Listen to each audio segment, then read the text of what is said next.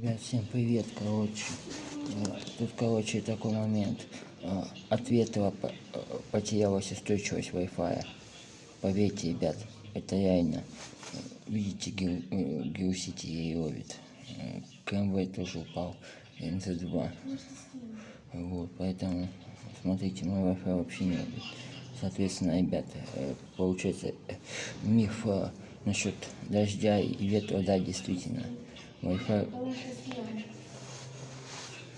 действительно убивает, радиус, если ветер дует. Это, ребят, уже говорю, как в натуре. Вот. Вот такое экстренное включение было, ребят.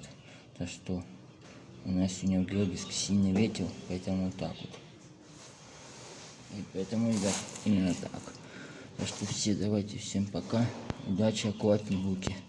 Не ходите по сильному ветру, потому что это может быть чревато обрушениями конструкций домов, рекламных щитков, поэтому вот так вот. Ладно, все, давайте, ребят.